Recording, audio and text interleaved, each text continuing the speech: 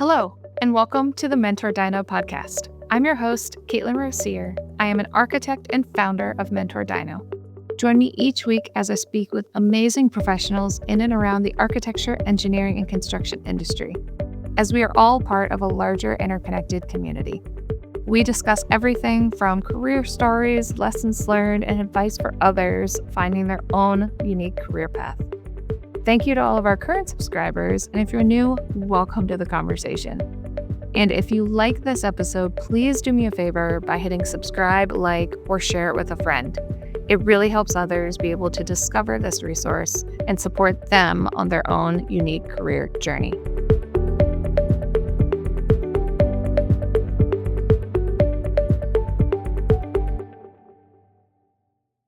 On today's episode of the mentorDINO podcast, I would like to welcome Carol Rickard-Bordeau, CEO of Little Diversified Architectural Consulting in Washington, D.C. Thank you, Carol, for taking the time to speak with me today.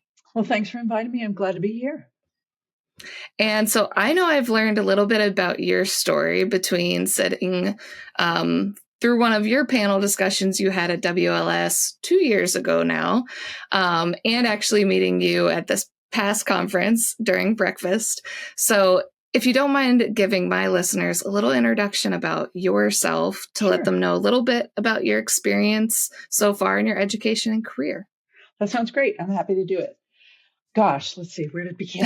I think actually my architectural journey really started when I was little. I was born in Tokyo and I was raised in the Philippines and in Athens, Greece. And I think that being exposed to other cultures as a young person kind of helped me. I feel like I started noticing spaces and the different spaces by visiting, temples and the spaces that were unique to the culture that I was living in. And we did a lot of traveling because we were proximate to other countries. So it was great. I mean, it really helped me sort of open my eyes to different ways that people live and different ways that people exist and the things that they do in their day-to-day business. So I think that was really probably my start. I was very lucky when we came back to the States. My father was with the federal government. That's why we moved around so much. But when we came back to the States, I lived around the Washington, D.C. area. And I went to high school in Maryland, Montgomery County, Maryland, and they had an architectural drafting class. So I was lucky in high school that I think it was 4 years that I took drafting. And Montgomery County also had, in certain schools, they had trades. So they had classes on HVAC and electrical wiring and all that good stuff. And so Montgomery County was unusual in that it had a program where there was kind of like a competition and you designed a house, a class designed a house. And then the trades classes actually built the house. So I was lucky in high school, at a very early age, I was sort of exposed to the actual construction of some of the houses that my classmates and I designed. So that was really, I realize now looking back, that was really unusual and really lucky for me to be exposed to something like that. So, I had the sense that I was interested in design and architecture. When I was really little, I wanted to be an artist, but I was not talented. And even at a young age, I knew I was not talented enough to be an artist. So architecture seemed like a really good place for me to be. And my parents were very encouraging, my grandparents the same. So I ended up going to Catholic University for my undergraduate in Washington, D.C. And then I worked for a year.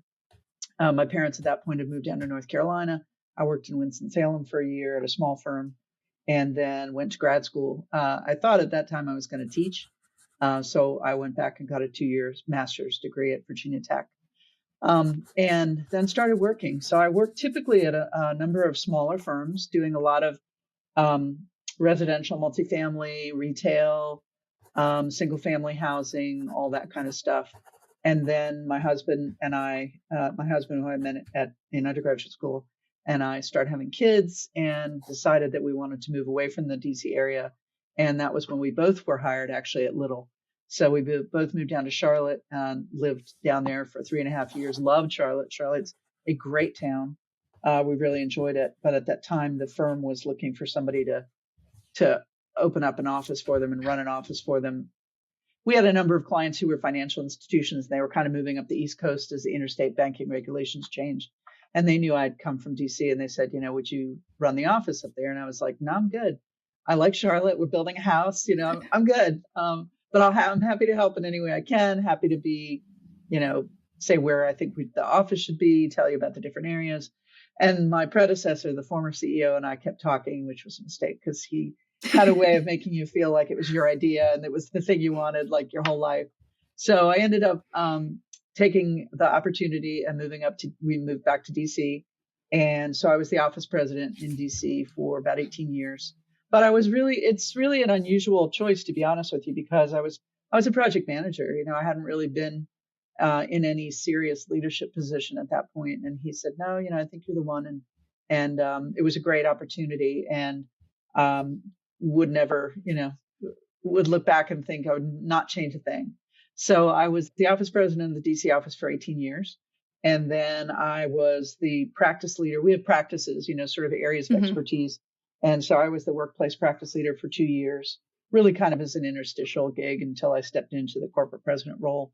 And the corporate president and CEO role was really sort of following my predecessor.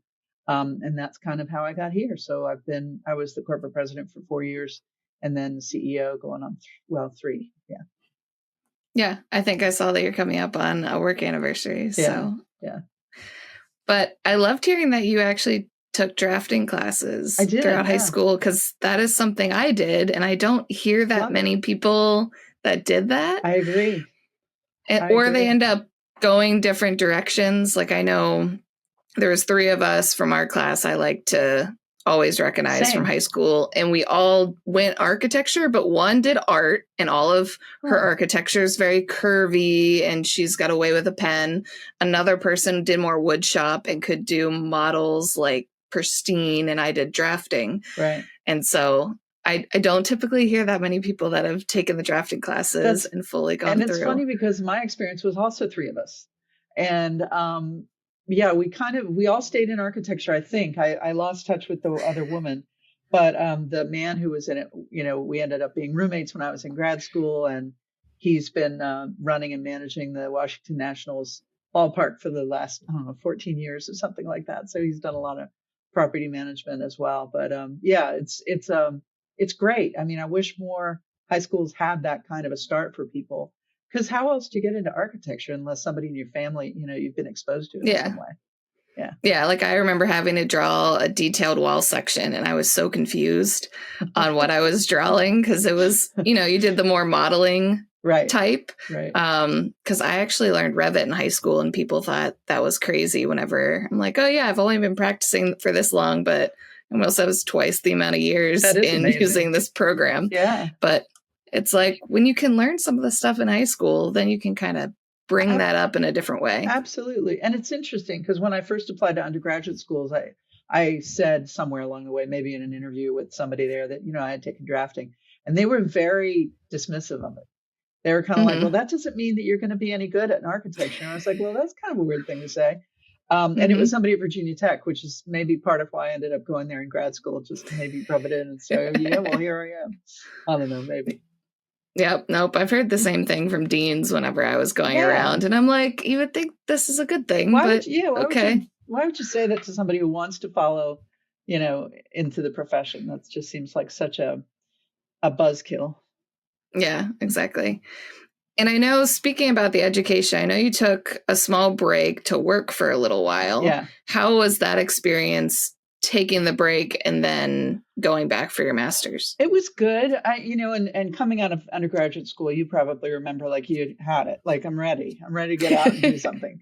But looking back, maybe if I would have done something differently, maybe I would have gone directly from undergraduate to graduate school and just kind of compressed that time. I mean, again, I wouldn't have done anything that I've done differently. It's all worked out pretty well. But yeah, it was interesting. Because in my head, I knew I'm going to grad school. I'm going back to grad school.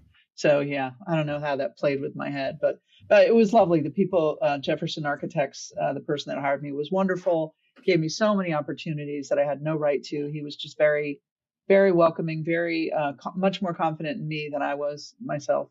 And I was very lucky. Yeah. And I wanted to also dive into, I know you said you jumped around to small firms when you first started your career, and Little is a large firm. Yeah. So how do you bring that aspect of, your training, your own training was in a small firm. How do you bring those aspects to you running a large firm? Because it's very different. It is very different. And it's very interesting because it's also kind of evolved. The person who founded Little was Bill Little, go figure. And he was an amazing guy, just a huge bolt of energy, massive, great heart, very much of an abundance mentality. It was amazing. And he organized the firm like it was a bunch of small firms. So each studio was probably no more than 10 people, so that the studio principal would, as the phrase that we used to talk about internally is, feel the heat from the client. So the people within their studio are hearing it directly from the client. There's not like a third party interlocutor who's, interpreting what the client said. But it was very much about each studio principal being an entrepreneur and having like their own firm under the umbrella of a large firm with the resource of a large firm. So in that respect, it wasn't too different. Excuse me. And it was also, for me, I did have a fear of larger firms, to be honest. And when I first came to Little, I want to say we were maybe about 150, 160 people. We were about 450 or 60 now. And so I was a little concerned, honestly, because I had friends who had gone to large firms and they were, I say stuck, but they were learning, obviously, but they were doing door details or, jam details all day, every day for months, and then they'd be like, oh my God, I can't take it anymore. So I was very wary of it. But I think my husband and I both found out very quickly that it was not the case at Little. And what made the difference for us was the culture. So I think there are pros and cons to large firms and small firms. What I liked about being in a small firm was that I was given way too much responsibility at a very early age. And that was great, great for me, maybe not great for my boss, because I made mistakes, and you learn through pain, as my mother-in-law used to say. So I was able to make mistakes. I was able to have lessons that I learned and took to heart and I remembered because they were painful. But there's a lot to be said for large firms. I think it depends on the person.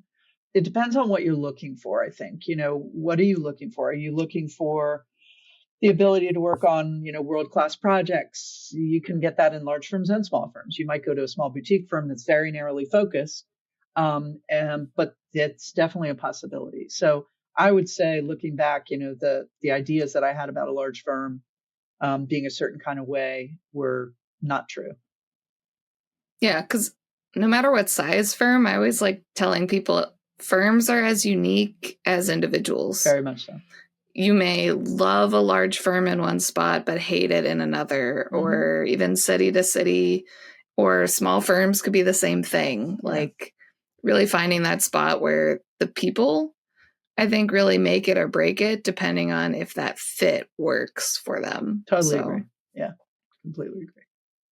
And I know you're coming up on 30 years with Little.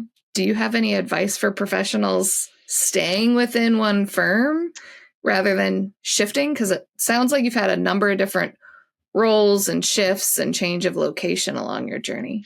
I did early on, and maybe that's part of it. Again, I think it depends on what you're looking for. And I always say the most important thing about adulting is really understanding what you want. What do you really want? What do you want to do every day? It's not your position is not your title. Your role is what you're doing. So like when people say, I want to be in leadership, it's kind of like, well, what do you like? What do you think you like about leadership? What is it you want to do? If you want the title, that's very different from, somebody who's dealing with conflict resolution. I met with somebody years ago and they said, well, I feel like I need to be a studio principal. That's the next step in my journey. And I asked that question. They said, well, I just feel like I've done this long enough that that's the next step. And I was like, okay, let me step back. You hate interpersonal conflict because this person was a pleaser, amazing person, but it was kind of the worst possible place for them to be. There were other leadership roles, where they would shine and that would play to their strengths. But it's the same sort of thing. I think you really have to look at what is it that you want? And are you getting that where you are or not? And it could be, we have a lot of boomerangs too, a lot of people that leave and then maybe spend a couple years or, maybe even shorter sometimes at another firm and then come back. But they've gone out and they've scratched that itch and they've looked for what they thought they wanted to find, and then they've decided, yeah, it works for me or it doesn't work for me, and there's no shame either way. For me, again, I remember the day that my husband was coming down the hallway in when we were working in Charlotte, and I was going the other way, and he was like, I think I like it here. Like, I think this place is really good. I think I like the culture. And he was like, I might have ambition. I was like, imagine that. But it was just a funny thing, you know, when you find the place where you fit, like when you were looking for a college or university and you were touring the campus. I remember saying, you know, somebody said to me, can you see yourself here? I think it's the same way for a firm. Can you see yourself there? Can you see lots of different opportunities for you there? Lots of different things for you to explore and understand and learn. Those are the things I think that should keep you there rather than the timing. I think there is some truth to that. If someone's looking at your resume and you move every year or year and a half, they might think of that as an adverse thing. And they may or may not interview you. So maybe there's a period, you know, that it works. And then maybe if it's too short, that's not a great idea. But at least stay somewhere for 2 years, I'd say, before you jump somewhere else. Yeah, especially get that project experience. Because if everybody's been, as much as I talk to professionals outside the AEC industry, that they do more hopping early in their career, they see things regularly month to month, whereas a project can take a while to actually see it from start to finish. And then if you hop, it's like, well, have you seen construction? Right. Have you seen the design process? Have you learned from the mistakes you've made along the way? Definitely. So, and having Little actually fit for you and your husband, because it's not just about one person at that point. So is your husband still at Little? He is. And his position's changed as well. So he was most recently a studio principal and is now one of the directors of what we call our Regen Collab, which deals with regenerative design and sustainability, as other people might know it, but taking it that step further. Yeah. So it's always hard to find one that works for you, but to work for two people is always hard too. So. Yeah. Kind of magical. Yeah. Do you have any advice for professionals stepping into those leadership roles within the firm? I know you started to touch on it to find the right leadership role for you. Yeah. I mean, I think that understanding you got to that place by doing something really well. But most of the times when you're stepping into leadership, you're not going to be doing that thing that got you there all the time. And one of the biggest issues that I have recurring conversation with people about is delegating, because I'm really good at this and that's what got me here. And I want to keep doing that. But if you keep doing that, then you're not doing your next role. And you're not going to know everything when you step into your next role. And your people that have put you in that role understand that. You know, you're going to learn your way along. They think highly of you, enough of you to have put you in that role. So that's also maybe a good question when you get the role, asking, what was it that you saw in me that you think helps identify me to be successful in this role? Sort of understand what they saw in you and understand the things that they think are important that you bring to the table. Those are important things to understand. But delegation is a huge one, because I think it's really hard for people to go, it's just easier if I do it myself than explain to somebody else. Then you will be doing it yourself for the rest of your career, because no one will ever learn. And you're basically standing in the way of somebody else learning and their opportunities. You know, if you're constantly doing the thing and they're not allowed to do the thing, then they'll never get better and they'll never be able to advance and progress and step into leadership down the road as well. So it's a hard thing, but it's something you got to do. You know, you've got to sit down and explain it to someone and take a moment and breathe through it and trust somebody else. And it's never going to be done the way you would do it, or very rarely is it going to be done the way you do it. But that's okay. You're probably not doing it the way your predecessor did it either. There's a concept in the Army called the commander's intent. And the commander's intent was created so that in the heat of battle, when something goes wrong, and it always goes wrong, very much like the AC industry, it doesn't matter how you get there as long as you get there. So the commander says, take that hill. However you take that hill, you start with a plan, but as soon as something goes wrong, you know, you've got to regroup, you've got to be resourceful, you've got to keep your head about you, and then you've got to find a way to take that hill.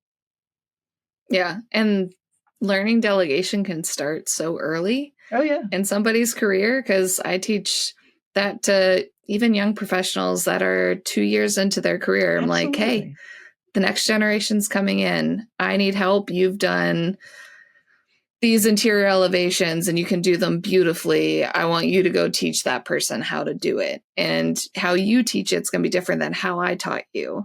And that's fine, as long as you know what the end result needs to get to, or if you need to see examples of what it needs to look like in the end. Right. How you get there, some ways are better than others. But that's where they're teaching moments. If everybody's going to draw on lines versus modeling, that would be something I would teach. But if it looks right in the end, the contractor can price it out just the same, even if you modeled it slightly different than I would have. Yeah, and who knows, that person might bring something to it that's even better than you do, because than you would, exactly, because they have a different experience and a different way of looking at something, and those are valuable teaching moments for both sides, of the equation. Yeah, because you never know what they learn along the way to be able to teach you either something updated, or I remember I was doing something for years because I knew a program for a while, and then they're like, "Oh, do you know you can do this now?" And I'm like, crap, I missed that, because if you're on big projects, sometimes you miss an upgrade or two and you skip a couple years. And then it's like, oh, well, that's dumb. I could have been doing that. Like, thank you for letting me know. But I also wanted to touch on, with the delegation side, also going from being very in the weeds on a project to stepping back to high level, because I feel like that's another transition moment as people get higher and higher Big up. Adjustment. Yeah, very much so. And my background was very much design when I first came out of undergraduate school, and that interstitial year between when I went to grad school. And so I started off really on the design side, more heavier design. So I tend to be a bigger picture person, probably less of a detail person. In general, I like context rather than text. And so that is a big adjustment, because most of us get into this because we love doing it. When I was in school, this was my drafting program.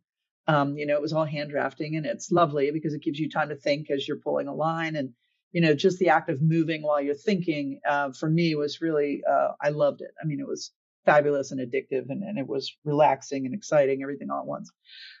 So it is challenging for some people. Now, there are different levels of leadership, right? So if you're a studio principal, if you're working with a client every day, you're maybe not drafting every day. You might be drafting some, you might be reviewing, you're still going to be involved in big picture decisions as far as design or finishes, or, whatever those things might be, how spaces are sequenced, or how, the visioning happens. You might be the person leading the visioning, doing outreach and focus groups with the end users, that kind of thing. So you're still having, I think, a direct contact with people, that are outside your company.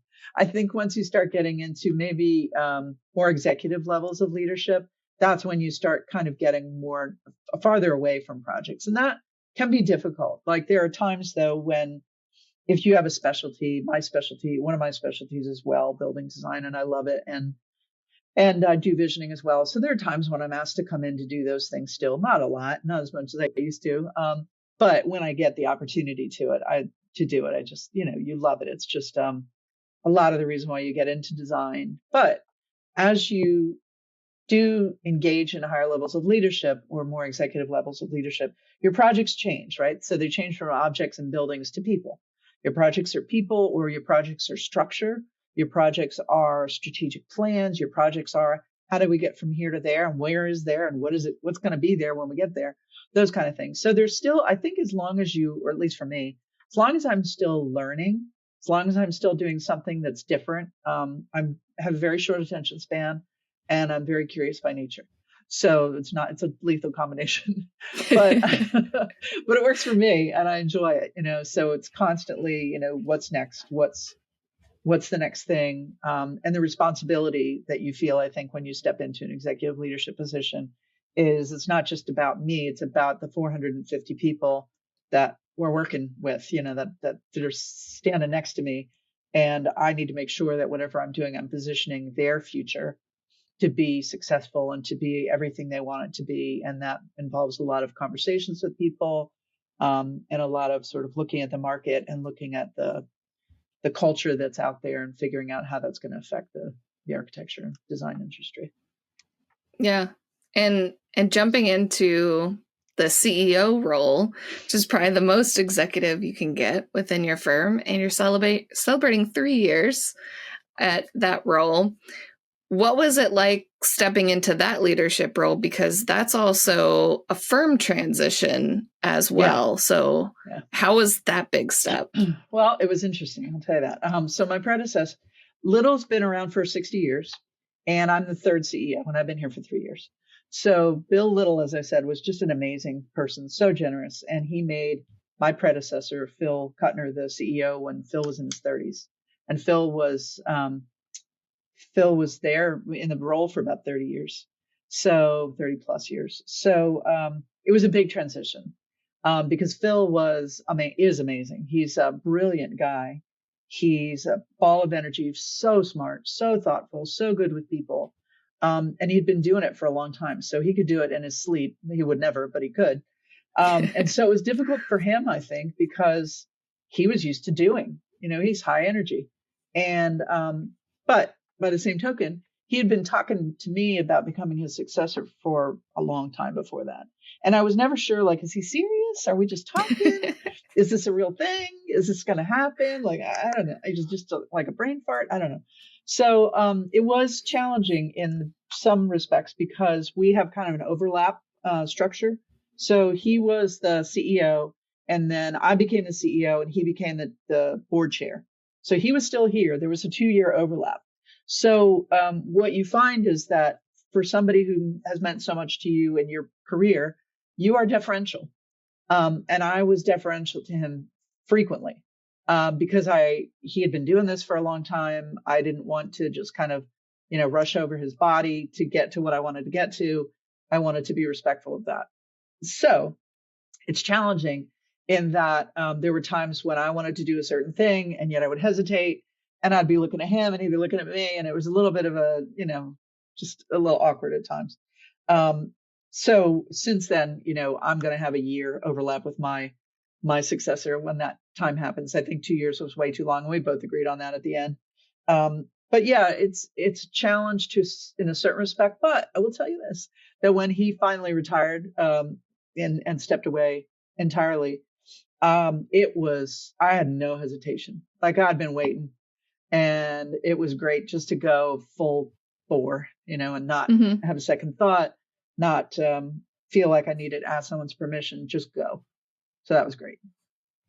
Yeah. But I like the overlap too. At least you learn like 2 years is probably too much of an overlap in that transition. But having that experienced professional there with you to like pick their brain as certain situations happen, because it's not like a bait and switch and all of a sudden you're swimming in the deep end. And he had so much institutional knowledge. Like, he had created a ton of stuff, so I'd go, why do we do that? And he'd kind of explain it and explain the history. And I go, oh, makes sense. So those things kind of stick with you, where they came from, the origin stories. Yeah. So that's definitely helpful. So you'd recommend 1 year in that transition? Yes, I think so. At least 3/4 of a year. I can't imagine doing it less than that. Just simply because, again, there's so much stuff, that goes along with it. And we have partners, and there's a lot of partner stuff that goes along with it. And there's just a lot of content. Yeah. So, but I want to jump into WELL. Oh, okay, great. Because I know you are a well-accredited professional. So what got you interested in WELL and the human health side of design? Great question. So years ago, I'm in Arlington, or I was in Arlington, Virginia. We've just moved out to Tyson's Corner, our office. But when I was in Arlington, the Arlington Economic Development and AIA, Northern Virginia AIA, had a program on epigenetics. And I was like, what's epigenetics? So I went to this seminar that they had, and it was fascinating and horrifying all at once, because it was all about how kind of nature loads our body with certain genes, and there are triggers in the environment that have positive and negative effects based on what you've got genetically in your body in certain cases. So to me, I thought, well, holy moly, I've been practicing for a long time, and I had no idea that this was a thing. And I've potentially been designing buildings, are they safe for people? Are they good for people? Are they supporting human health? Architects, we're supposed to be doing things for common good, and I had no knowledge of it. And almost seemed like malpractice. It was almost like, how could I be designing buildings without knowing these things? So the great news was that the internet was there. I love the internet. And at the time, the administration that was in office at the time was the Obama administration. And they had poured a whole bunch of money into something called the Brain Initiative. And the Brain Initiative was about mapping the human brain like we mapped the human genome, if you remember, decades ago. So every week, it seemed like some new information, scientific papers were coming out on some facet of the brain or some aspect of the brain.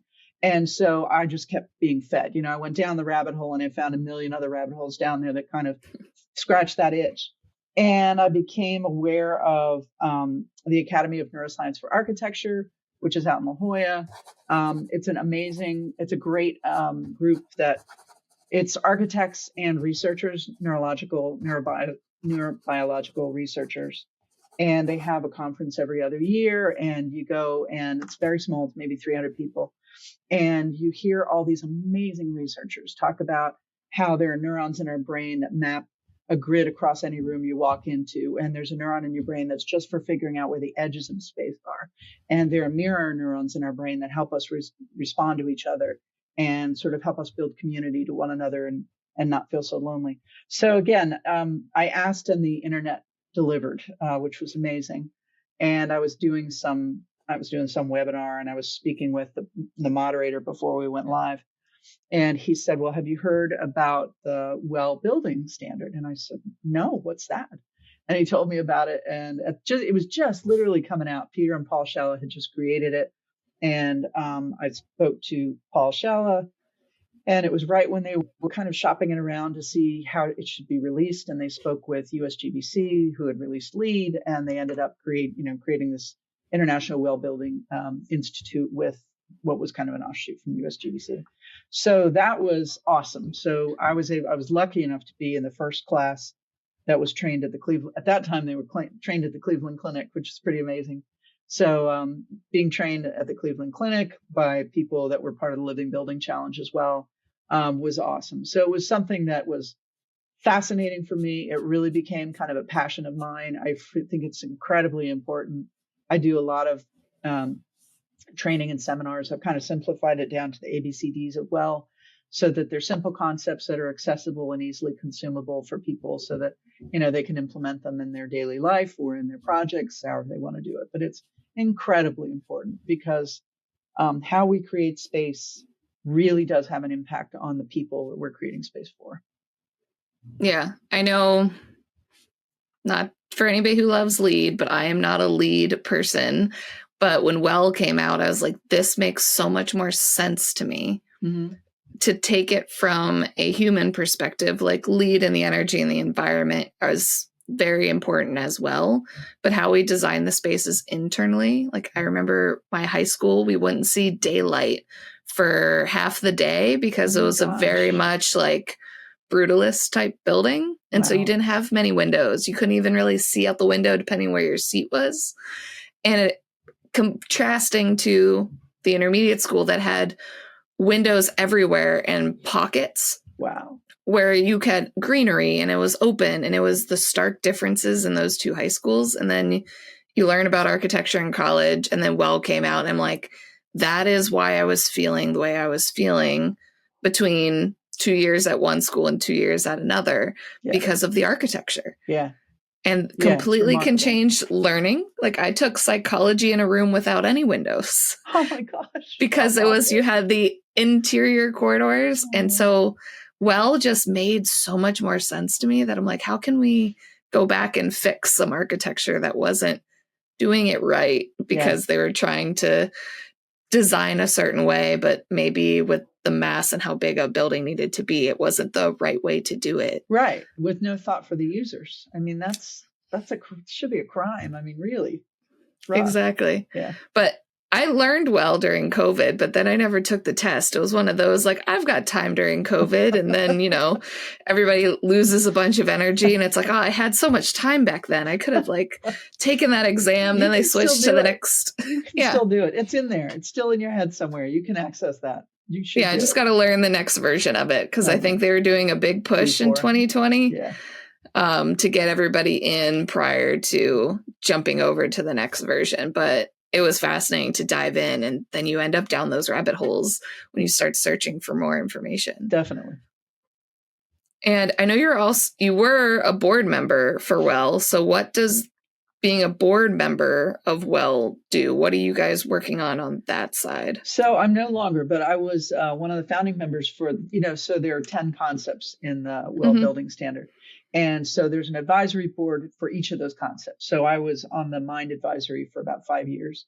And that was about how to reinforce mental health and mental well-being through the way that we create policies about how we use buildings and the way we design buildings. And boy, oh boy, was it an interesting one to be in during COVID, because we saw, the incidences of mental health issues and loneliness spike in a way we had never really seen it before. It was remarkable, heartbreaking. But being able to kind of look into those things and think about how do we design spaces in a way that helps support mental health. The group that I was a part of, that WELL advisory, actually won, I can't remember, it was some sort of award for the work that we had done as a group, for thinking about that in the built environment. And then I was later, for a shorter period, for about a year, I was part of the community advisory board. And that was about making sure that communities have resources, access to universal design, access to healthcare. We were looking at supply chain to make sure that supply chain sourcing was done in ethical manners. And I'll be honest, that was really difficult. Without blockchain technology kind of documenting the steps that a material's gone through as it's honed into a final building material, it's very difficult. We just aren't there yet. But both of those experiences were great. And again, the Mind one was fascinating for me just because that was part of a passion, that intersection of the human neurobiology and the built environment was just fascinating for me. Yeah. Did you bring in that Academy of Neuroscience for architects in there? There are a lot of people that are kind of in both worlds. So it's not unusual to see somebody at an ANFA meeting or an ANFA conference that you've seen, on the WELL side. Yeah, because it's fascinating how people experience the spaces based on their own experiences. Oh, yeah. I know my father, he was more of a military brat moving around, but his parents were teachers for the students moving around. Cool. And one of his best friends, I remember sitting in a restaurant and he had to sit in a certain spot because he was very much military trained. And he's like, I need to sit where I can see exits. Yep. Have a wall at your back. Yeah. And he did not like going into stadiums because he couldn't see every component of it. And it's like, okay, like you're looking at it this way, and how that type of experience is shaping how you're experiencing every environment you walk through. Absolutely. But a lot of it also comes from evolutionary responses. So that ability to position yourself where you've got exits and you've got something at your back so you're protected, that's also starts as an evolutionary response. So much of what we do, so much of what becomes commonplace for us in the way that we react is based on evolution. Really interesting. Great books. So many good books, too. Really good ones. Has there been anything that you have brought back to the firm that was just so enlightening that you came back super excited to talk about from WELL or any of those conferences? WELL was a really big one, and it became really part of what we look at. So our Regen CoLab, which is a regenerative group internally, they look at what we call our HUEs, which is we look at health, energy, water, and social equity. Those are the 4 things that we try to make sure that our projects touch on. So health is the first one in that list. It was something that really resonated with me, similar to the way that it did for you, the difference you saw between environmental sustainability, which is LEED, and human sustainability, which is WELL. It was just one of those things that when I explained it to people, at least through my understanding, and told them about the other amazing people I had heard speak, everybody was kind of like, yeah. I think it's also very personal, when you start talking about health and how you can be more healthy and happier and be more productive and live a longer life. I think people are very interested in that self-preservation, another evolutionary response. I think it's not so abstract. It's like, what can I do? I'm in my 60s. What can I do now to reverse all the damage that I've done to myself in the prevailing 60 years? Can't fix everything. Like my high school's still standing, but apparently they're doing thinking about doing renovations. I'm like, come on, let me just demo the whole thing and start over. Just give you a sledgehammer. You'll take care of it. Exactly. And I know you've also held leadership roles with your local AIA. Do you have any advice for those looking to get involved in their local chapter? Yeah, I love the AIA. AIA is amazing for me. It's been a source of friends, partners, people that, I wanted to work with, that I've eventually found ways to work with, people who've taught me things, so many people, just friendships, just amazing people. I got involved because I wanted to know why certain people won awards. So I became part of the awards committee, and it's a volunteer organization. The good news is they'll take you no matter who you are. If you have no experience, they don't care. They need people. They need volunteers. So I started that, and I was on that committee for like 7 years, ran it for a long time with a good friend of mine who I met there. And it was interesting and fascinating, did communications, there's all sorts of things that you can do within a chapter. And we still are a big SIBS chapter, which means over 1,000 members. And so there was a, good bit of critical mass there. But it was, the area for Northern Virginia is pretty sizable area. So it was a large region, and it was just great. I ended up getting on the sort of executive ladder thing and being president for a year. And then I was on the board of directors at AIA Virginia for maybe 4 years after that. And that was also fascinating, sort of at the state level. It was very different. It was about advocacy and lobbying and making sure that we were talking to lawmakers who had potentially a large effect on the built environment and, how the AEC industry operates and what was possible and what wasn't possible. So it was extremely important, and that I became much more aware of that. I donate to the AI PAC every year, and anyone who doesn't understand what value it brings, call me and we'll talk. I'll help you to what they do, because it's remarkable work and it's really important. That'd be a whole nother podcast episode if we dived into PACT. But with all these boards and leadership roles inside and outside your firm, how did you balance it all? Do you have any recommendations for those? Pick a good partner. Pick a really good partner. I think people will say, well, how can you work with your husband? And there was a time, I think, when I was in school, I was like, I would never date anybody in architecture because that would be insanity. But then at a certain point, it was like, no, how could you date anybody outside? Because who else would understand this? Like, I pity the person who's married to an architect and doesn't understand like how deadlines happen and how clients change their mind and kind of the fire drills that we get into. No, I think that we were pretty good at trying to balance things. I had 2 kids, still do 2 kids, knock on wood. I would, call my husband and say, I've got a meeting that's running late. Can you go get the kids from daycare? And he would go, yeah, but tomorrow I've got an early meeting. Can you take, so you just kind of shift and juggle, and nothing's perfect. And it's okay. They're both still alive. They're functioning adults in society, both artists. So what I couldn't do, they ended up doing. There you go. Yeah. So they're both artists, and you can do it. Ask for help when you need it. I would say that. Definitely ask for help, whether it's from your partner or friends or your boss. Definitely ask for help. Too often I see people who feel like they have to shoulder everything themselves, and then they burn out or they flame out, or there's some cataclysmic, event that happens because they just can't do it anymore and they kind of implode. So always remember to look for people to help you with. And for me, because we are so deadline driven, I would be okay knowing this will end at some point. Like, this deadline will pass and I'll go back to being, more of a normal schedule. So try to talk yourself through it, coach yourself through it like you would a good friend. Yeah, it goes back to also learning how to delegate, because if you can't leverage those around you to help you achieve your goals, your mission, whatever you're working towards, you're not going to be able to do it by yourself. It takes a community to do that. Yeah. And I think a lot of times we also get very caught up in the doing rather than the planning. You can overplan as well, but I think that when you're in that moment and you just want to get stuff done, I think that's when you're much less likely to accept help or to ask for it, because you feel like it'll take away from your ability to do. But, 4 hands are better than 2, and exponentially more than that. Exactly.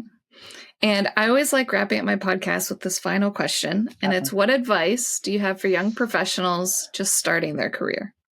Just starting your career. So realize that your career is a very, very, very long arc, and you're right at the beginning part of that career. Be a sponge, ask questions, learn your craft. Don't look past your work. The good stuff is in the work. Get into the work, understand why you're doing what you're doing, ask lots of questions, ask why that makes a difference in the field, ask why that makes a difference in practice, ask about practice. I think a lot of people also focus on design, which is awesome, but they don't learn the aspects of running a business. And that is challenging if you ever get into the position where you have to run a business, sometimes before you expect to do it. So ask lots of questions, ask people for their time. You could go to probably any leader and say, do you have 20 minutes for me to pick your brain? Everyone's got 20 minutes. No one will say no. Come to them with questions. Don't just sit there and kind of shoot the breeze. Come to them with questions, ask them, even if you think they're dumb questions, ask them. They've got the answers, and dumb questions are easier to answer than hard questions. So who's going to complain? I would do that. Yeah. I always start out my questions with, this is a dumb question, but, and then everybody would say, nothing's a dumb question. Exactly. Yeah. But it's so true. When I started even the podcast, I wanted to learn stories on people taking different journeys, career paths, and asking people to write something was painful, but asking for somebody's time just to talk to them. And I'm asking for an hour. And typically I don't know my guests prior to talking to them on the podcast. So ask questions and reach out to people, even if they're not in your firm, not in your city. Definitely. It is amazing how many people, when I say, hey, will you be a guest on a podcast? Most people are, yes, absolutely. Or can you reach back out to me in a couple of months? Yeah. I'm in crazy deadline mode and I understand it. Yeah. So and it's the same with kids. Like we'll have people all the time. My child might want to become an architect. Could they come in and shadow you or in your firm? And it's like, absolutely, bring it on. Like we want more really great people in the profession, whatever we need to do to help them out or to see a way through, into the design profession, we're happy to do it. Same thing for individuals. So definitely ask. And like you said, reach out to people beyond your firm, people that you meet, people that you think are interesting, or the speakers that you've heard. They're happy to share their lessons with you because someone's done it with them previously as well. Exactly. And if anybody has any additional questions on Well or want to dive into Pact or learn a little bit more about Little, is there a good way to get a hold of you? Yeah, absolutely. You can email me. My email is Carol, CAROL .Rickard, RICKARD as in David. Not that I do that all day long. At Little Online. So LITTLEONLINE.com. Carol.Rickard at littleonline.com. Please feel free to reach out. Happy to talk. I've got 20 minutes. And whenever anybody needs it, it's all good. And you can probably get a hold of me through LinkedIn if you misread or miswrite my email that I just dictated. So happy to talk with anyone. Happy to connect anybody with other resources or mentors, etc. And I'll put your LinkedIn and Little's website down below. So if you made it through the end of the podcast, you'll get Carol's email, but I won't put that on there for the descriptor. But thank you, Carol, again, so much for taking the time to speak with me. Oh, it was my pleasure. Thank you so much for asking. It was great meeting you at breakfast at the Women's Leadership Summit. And who'd have thunk it? Here we are. Exactly.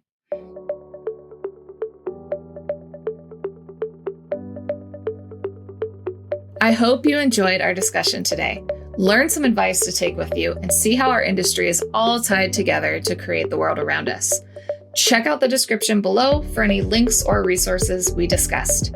If you liked the episode, please do me a favor and hit the subscribe button. Give me a thumbs up and leave a comment below. It really helps others be able to discover this resource and support finding that career path that best works for them.